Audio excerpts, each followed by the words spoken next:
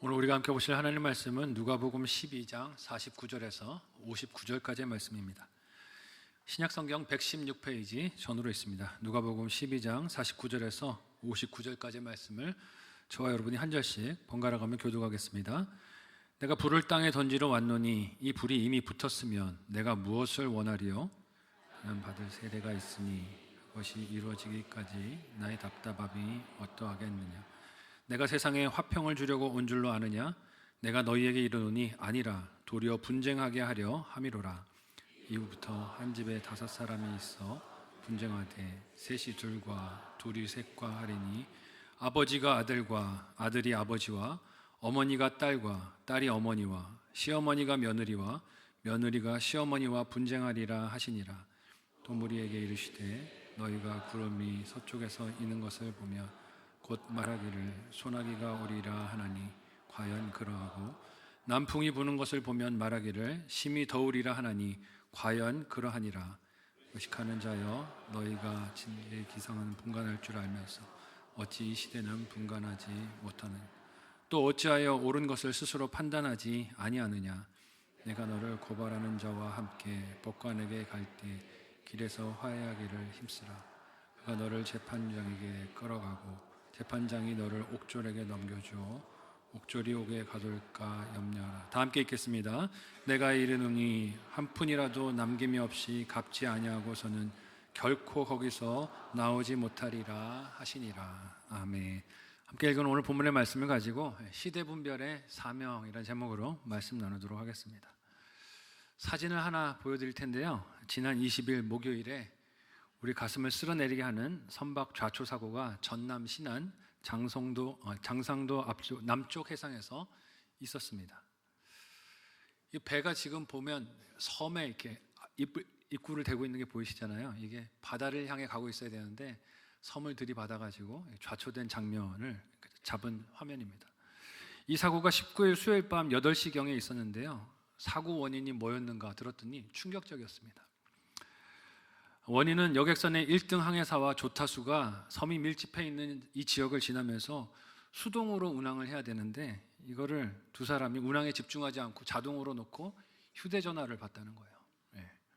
신안이라는 지역이 섬이 많은 것으로 유명한데 저도 이번에 노회 수련회 때문에 내려가 봤더니 별칭이 천사의 섬 그러는 거예요. 그래서 왜 천사인가 했더니 섬의 개수가 1,004개 정도 된다고, 1,000개가 넘어서 그렇게 이름이 붙였다라고 합니다. 그런데 그렇게 주의해야 될 지역을 이 항해사가 조타수가 이렇게 집중하지 않고 지나가다 사고가 난 것이에요.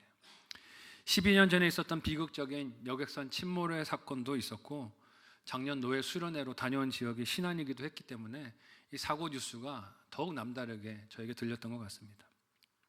그래도 감사했던 것은 이번 신안에서 있었던 여객선 좌초 사고는 해경의 초동 대응이 빨랐고 배에 있던 선원들도 적극적으로 대처해서 과거 참사와는 차이가 있었다 하는 거예요.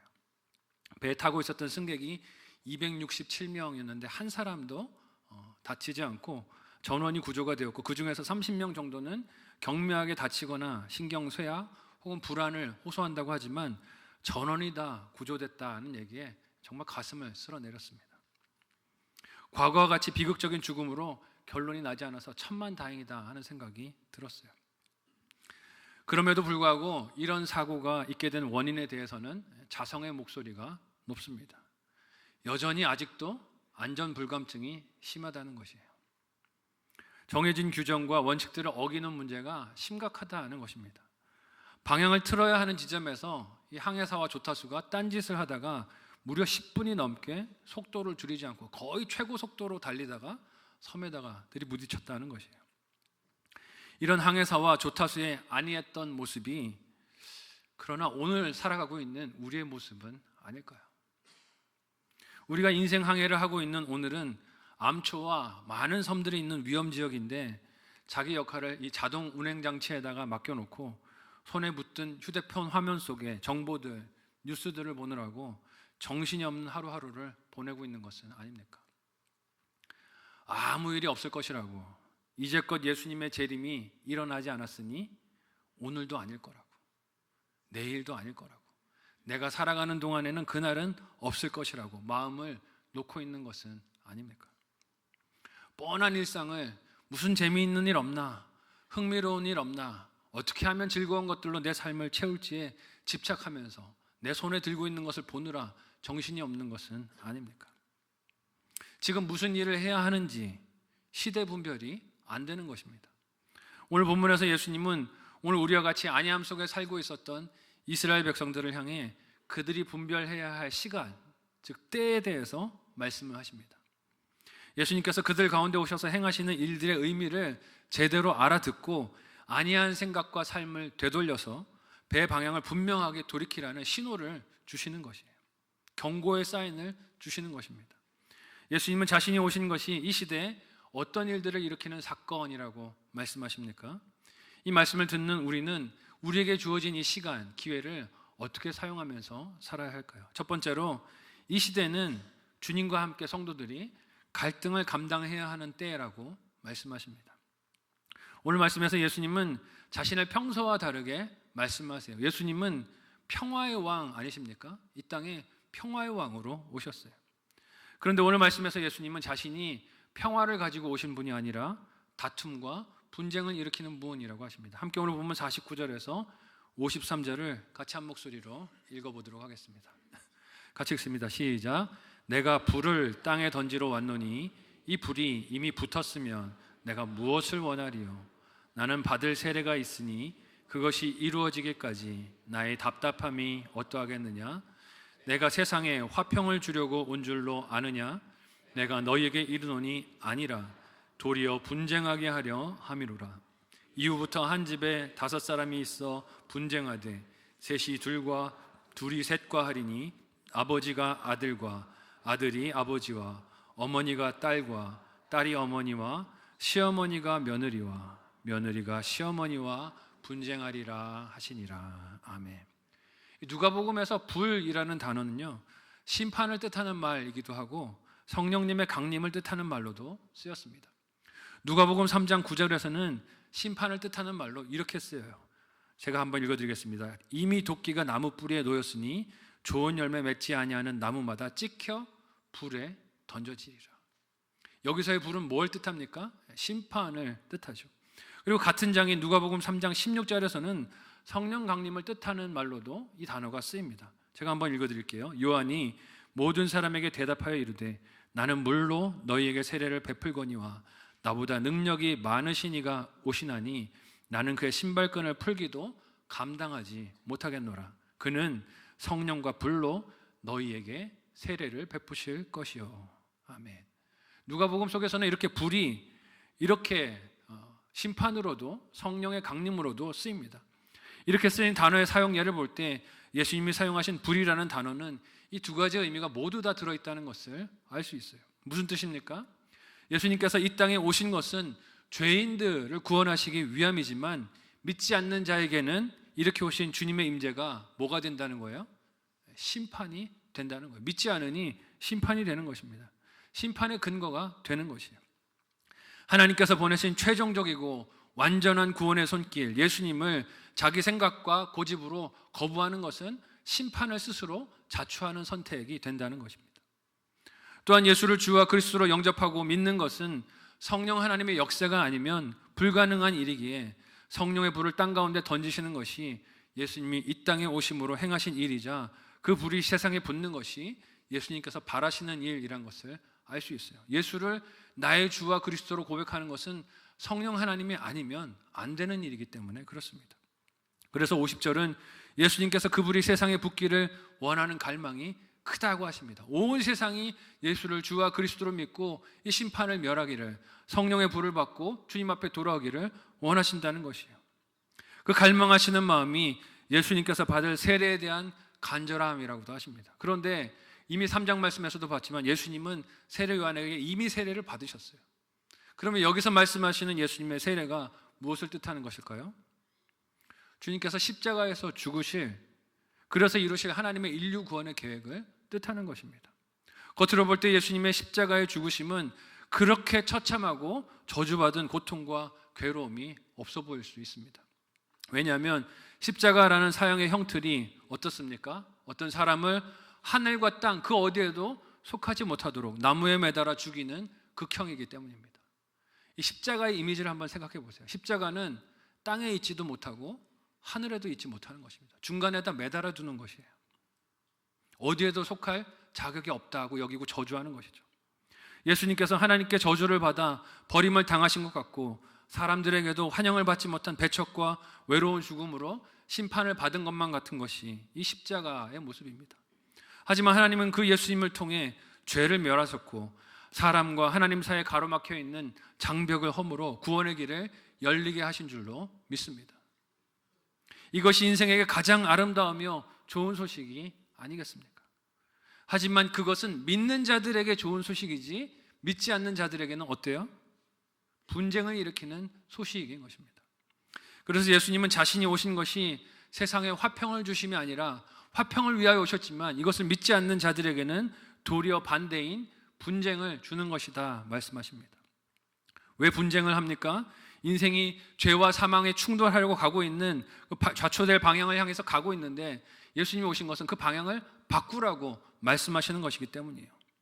그런 모습을 가만히 보고 있을 수 없어서 경고하시고 소리를 높이시며 방향을 바꿔야 한다라고 말을 하면 어떻습니까? 분쟁이 일어날 수밖에 없는 거예요. 나는 내가 가는 대로 가고 싶은데 주님께서 오셔서 방향을 바꾸라고 하시니 분쟁이 일어나는 것이죠. 그래서 예수님은 한 집의 가족들이 예수님께서 던지신 불로 인해 다투며 서로 분쟁하게 될 것이다 라고 하십니다. 근데 사람의 욕심은 어땠습니까? 이 분쟁이 좋아요, 싫어요? 싫습니다. 이 분쟁이 싫어요. 거북합니다. 그래서 입을 어떻게 합니까? 굳게 닫습니다. 그리고 분쟁을 피하려고 하죠.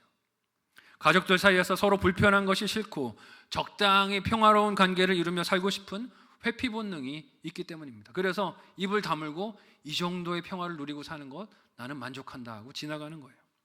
그런데 예수님은 이 시대가 어떤 시대라고 하십니까?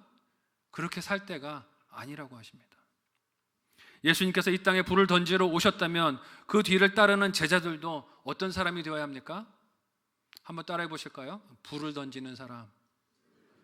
네, 방화범들이 되셔야 돼요. 네, 불을 던지는 사람이 되어야 됩니다. 그런데 어떻습니까? 이게 하기가 싫어요. 이는 전도하며 믿지 않는 자들에게 겁을 주거나 협박을 해야 한다는 뜻이 아닙니다. 우리에게 주어진 시간이 얼마나 남아있는지 우리는 모르지 않습니까? 그러니 주어진 기회를 허비하지 않고 갈등을 만나고 불편한 문제를 마주하더라도 복음의 불을 붙게 하는 역할을 우리가 감당하면서 살아야 하는 시대라는 것이에요. 지난 주간에 가족의 장례가 있으셨던 한 권사님께서 토요일 날 큐티 본문을 가지고 가족에게 복음을 전했던 간증을 나눠주셨는데 참 은혜가 되었습니다. 이 권사님은 시어머님께서 말기암이라는 것을 얼마 전에 알게 되셨어요. 고민을 하셨어요. 이제 나이가 많으시고 말기암이신데 이 수술을 받으셔도 될까 안 될까 고민했는데 가족들이 받기를 결정을 했습니다. 수술을 받으셨어요. 수술 후에 회복의 과정에 들어가셨는데 회복을 하지 못하시고 돌아가셨어요. 근데 그 간병하시는 동안에 가족들에게 이 권사님이 복음을 전하셨다는 거예요. 물론 복음을 들어도 다 받아들이고 믿는 것은 아니었습니다. 그 중에서 마음의 변화를 보이는 가족들, 조카들도 있었고 어떤 이는 들어도 나는 지금은 아니라고 거절하는 분도 있으셨다는 거예요. 근데 제가 이 권사님의 간증을 들으면서 감동을 했던 것은요, 불편할 수 있는 자리 아니에요. 사실 시어머니를 간병하면서 그런 대화를 하는 것이 불편하고 마음이 어려울 수도 있어요. 가족에게 싫은 소리를 들을 수도 있습니다. 너는 지금 이 상황에서 예수라는 얘기가 나오냐라고 타박을 들을 수도 있는 자리예요. 그런데 두려워하지 않고 갈등을 감당하고 그 앞에 서서 복음을 전하셨다는 것이에요.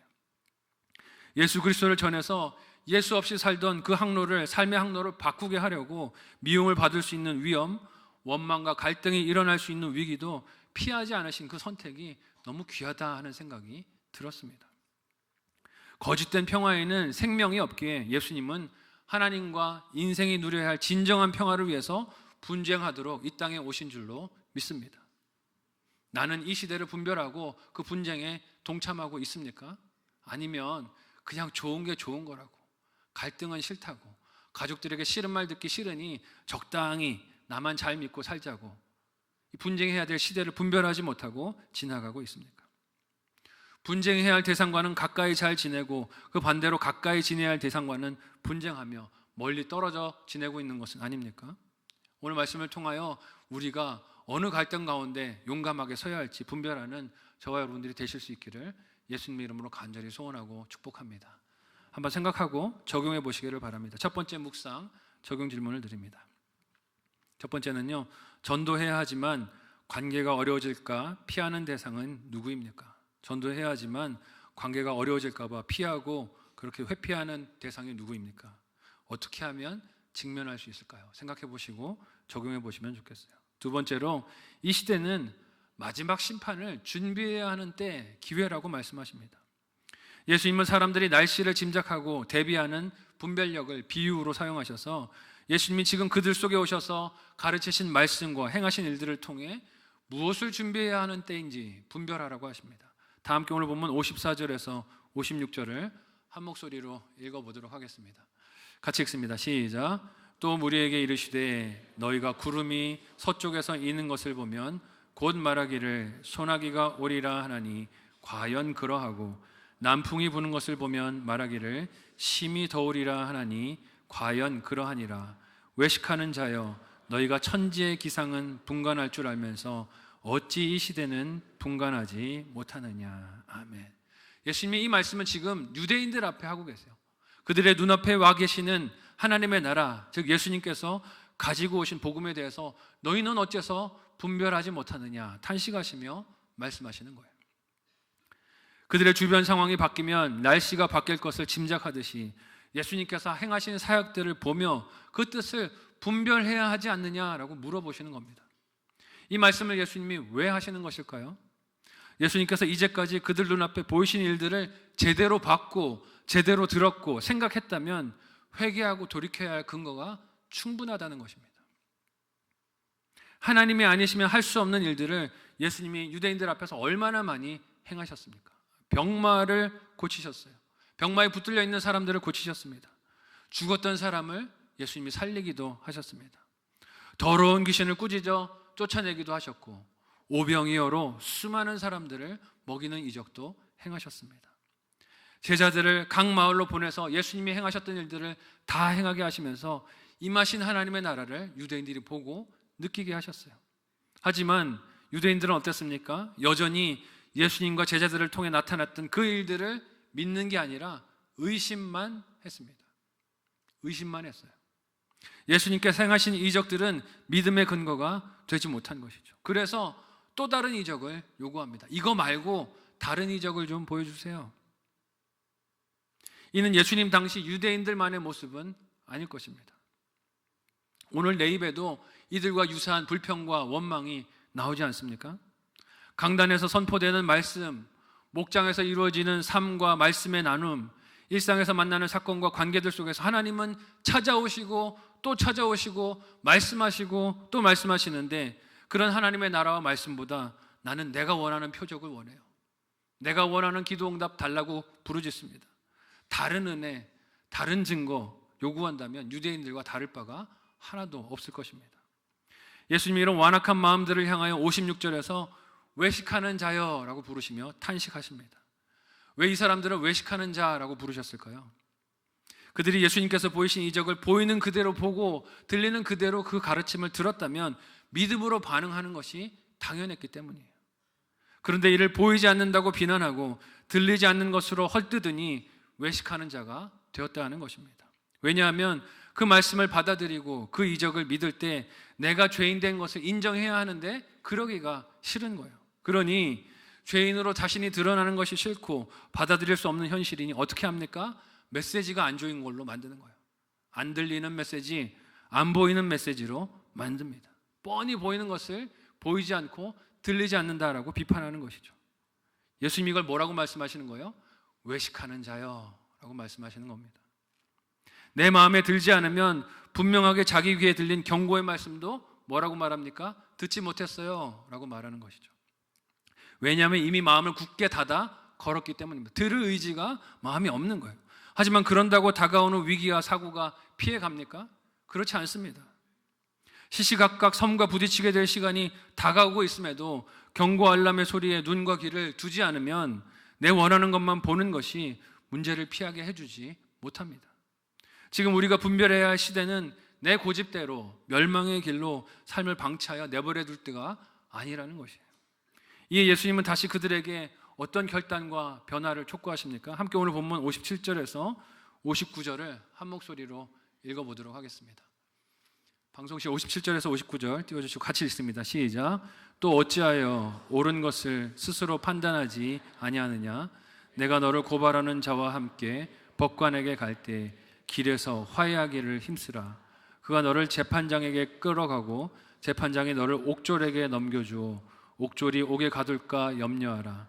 내게 이르노니 한 푼이라도 남김이 없이 갚지 아니하고서는 결코 거기서 나오지 못하리라 하시니라. 아멘.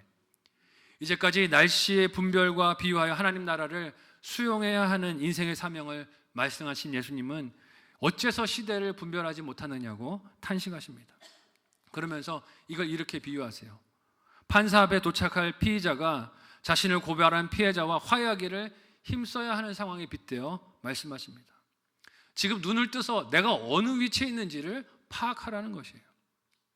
거기서 자신의 잘못을 깨닫고 용서를 구해서 판사 앞에 긍휼을 얻어야 할 기회를 놓치지 말라고 말씀하시는 겁니다. 이 말씀을 예수님께서 하시는 이유가 무엇입니까?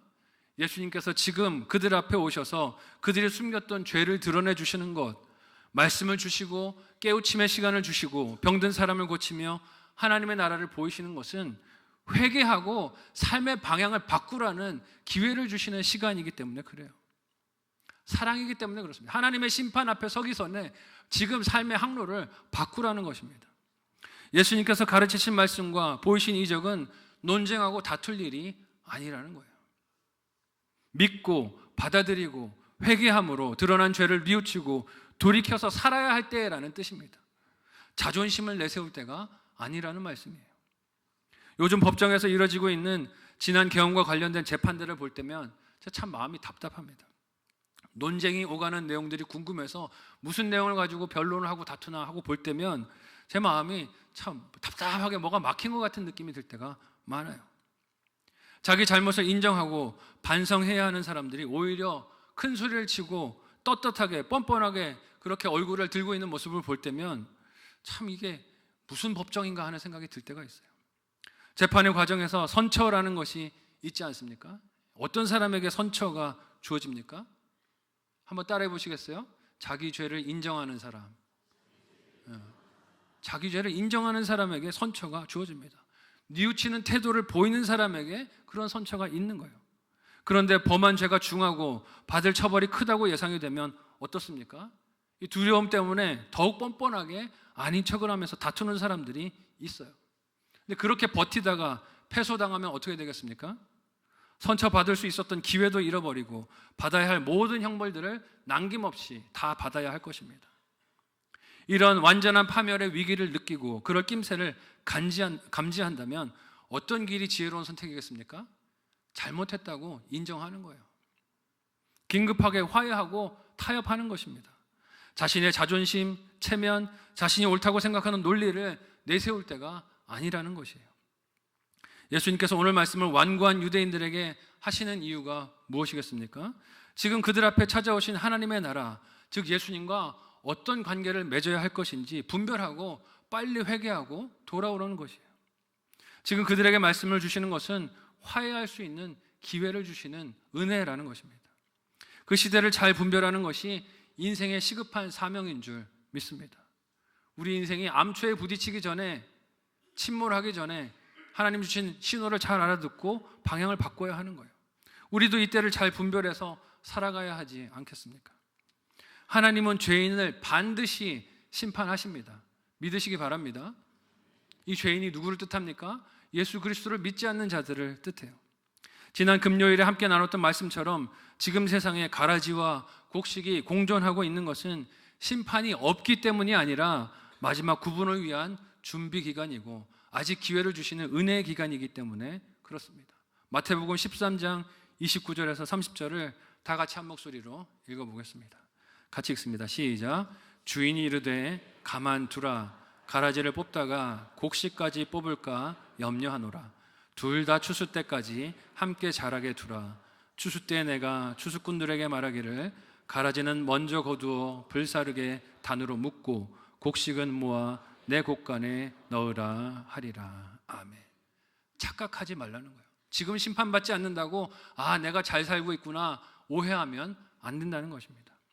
이 시대는 하나님께서 아들 예수를 보내시고 그 심판을 면할 기회를 주고 계신 기회의 시대인 줄로 믿습니다. 그런데 이 기회가 영원하지 않다는 것이에요. 이를 예수님께서 보이신 이적과 가르침들을 통해 나타내시고 또 나타내셨지만 사람들은 여전히 그 초대에 응할 줄을 몰랐습니다. 내가 돌이켜야 할 길에 있다는 것을 모르고 들어야 할 경고음과 알람이 아니라 내 손에 들고 흥미를 느끼는 것들만 바라보고 살아가고 있었어요.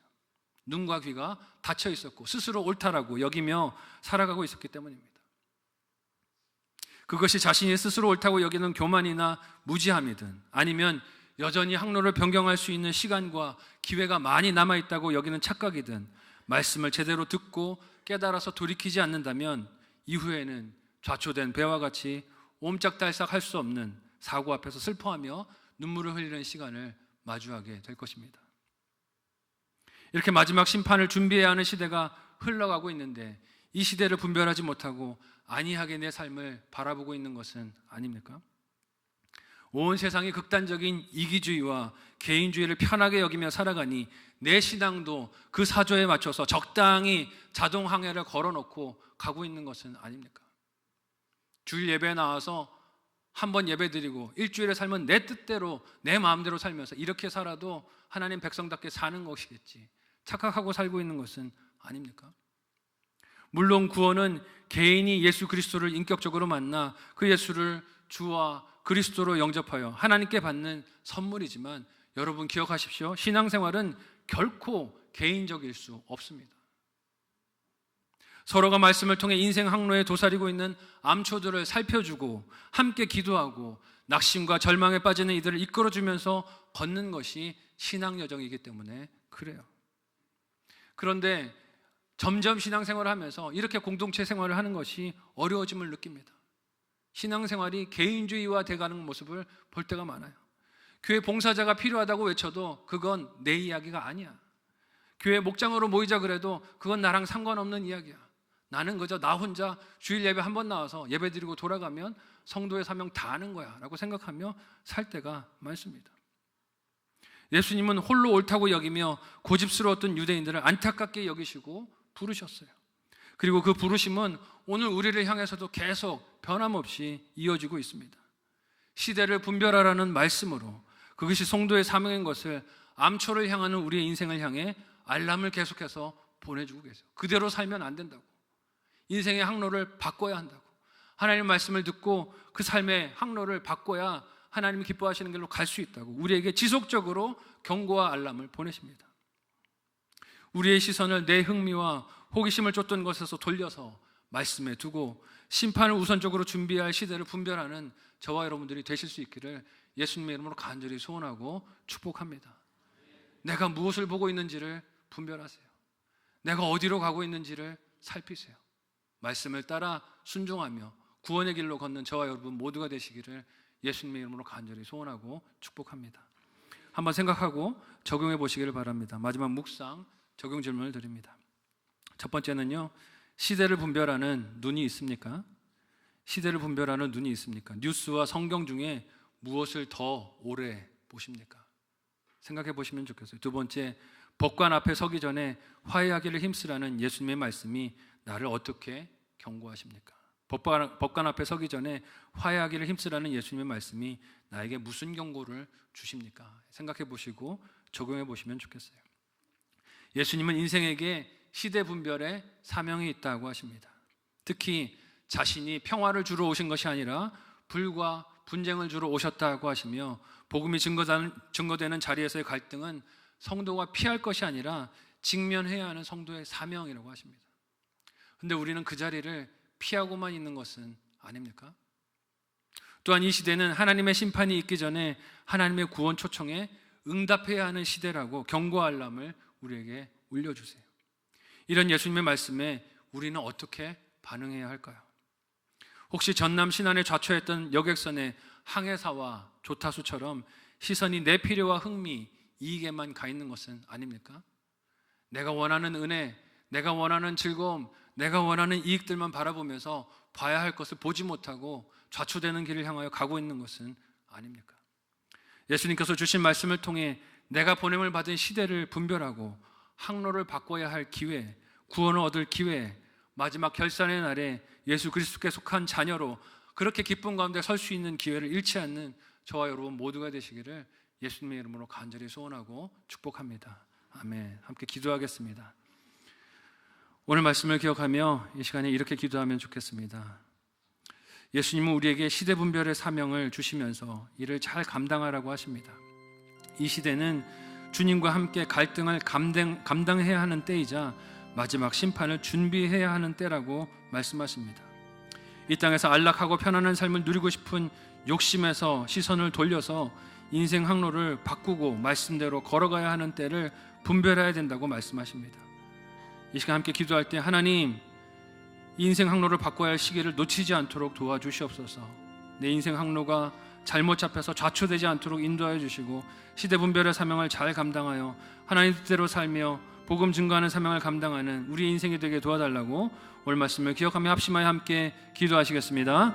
하나님, 우리를 인도하여 주옵소서. 어리석고 부족한 인생들을 주님 불쌍히 여겨주시고 하나님의 기뻐하시는 뜻을 따라 인생 항로를 말씀대로 잘 설정하고 따라가는 하나님의 자녀들 되도록 도와주시옵소서. 우리의 인생 항로가 하나님 좌초될 그런 섬을 향하는 것을 분별하여 알기를 원합니다. 내 욕심과 내 만족의 시선이 머물지 않게 하여 주시고 말씀에 시선을 두고 하나님의 인도하심을 따라 방향을 잘 바꾸며 하나님의 인도하심을 따르도록 도와주시옵소서. 내 인생 항로를 주님 만나는 그날 전에 바꾸어서 생명의 길로 나오라 말씀하십니다. 착각을 버리게 하여 주시고 말씀대로 순종하게 하여 주시고 하나님 기뻐하시는 신앙생활을 하며 하나님 나라에 이르는 그날까지 실패하지 않는 안전하게 그 포구에 다다르는 인생을 걸어갈 수 있도록 도와주시옵소서. 순종할 수 있도록 말씀과 성령으로 날마다 인도하여 주시고 그 인도하심에 민감하게 반응하는 우리의 삶이 되게 도와주옵소서. 감사하며 예수님의 이름으로 기도하옵나이다. 아멘. 하나님, 이 땅에서 여객선을 운행하다가 또 휴대폰을 바라보고 좌초된 그 항해사와 조타수를 보고 우리가 비판과 꾸짖음의 말을 할 때는 많지만 정작 내 자신이 그런 사람이라는 것을 잊어버릴 때가 많습니다. 주 우리를 불쌍히 여겨주시고 말씀에 시선을 고정하고 하나님의 인도하심을 잘 따르는 항해사들이 조타수들이 되도록 도와주시옵소서.